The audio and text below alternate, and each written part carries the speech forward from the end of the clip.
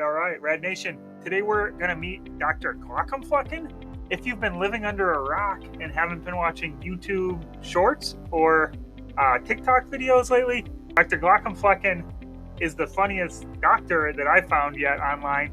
And he has a lot of these parodies where he does little sketches playing the different types of doctors going back and forth. I'm Brian from How Radiology Works, where we have bite-sized content on radiology videos.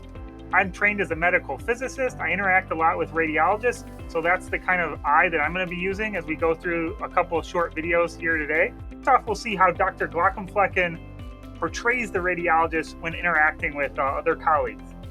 Thank you everybody for coming to the faculty meeting today.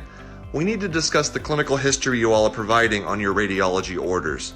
The radiologist here has informed me of the situation. Why is he wearing sunglasses? Okay, please remember to be respectful of our dark adapted colleagues. You wearing sunscreen? Dude, why are you wearing sunscreen? We're indoors. I don't see anything wrong with it. Dermatology, who asked you? What are you even doing here? It's Friday. Okay, that's enough. Surgery, let's start with you.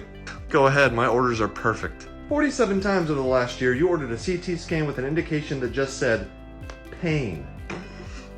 Emergency? You think that's funny? At least he saw the patient before ordering his scans. Dr. Glaucomflecken clearly here just likes to take the characters, to the next level. The idea is that radiologists spend the majority of their day in a dark room looking at monitors. That's actually not that far from the truth.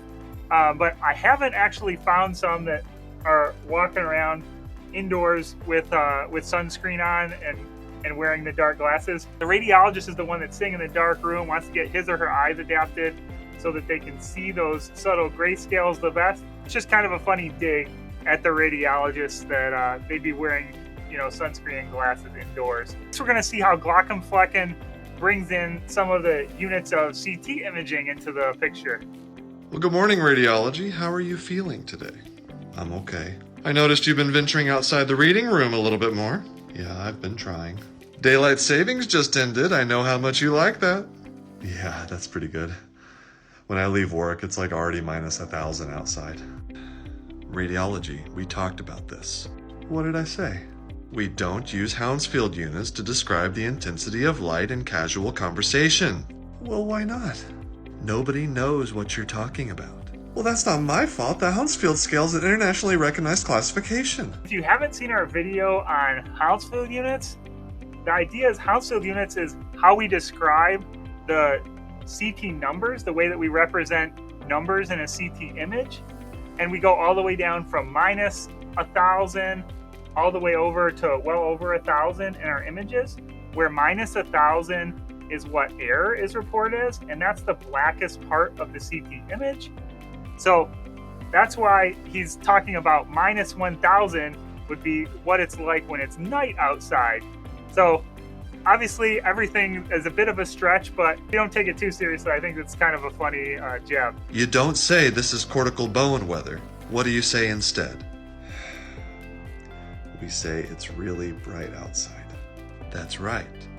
Just like we were saying, minus 1,000 was the air, and then cortical bone would be in the many hundreds to 1,000 value for the CT number. So that's going to be bright in our CT image.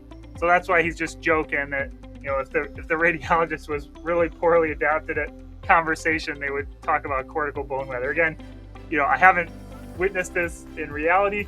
Actually, the radiologists are a little bit better than the medical physicists. So if you look at the scale on how well adapted they are to talking to people, the radiologist, I think, is even better than the medical physicist. Now is it time to remove your indoor sunglasses?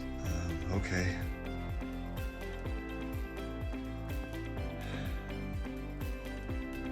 It's a good first step. I don't know about you, but I definitely didn't see that coming. That as he took the glasses off, the radiologist actually had a second set of glasses on underneath, and they were inside the whole time. So again, this is some great humor here from Glaucomflecken. Really hope you keep these coming, Dr. Glaucomflecken. Now that you've seen the fun behind Hounsfield units, check out how Hounsfield units actually work in radiology, why we need to have a Hounsfield unit scale, and where it came from.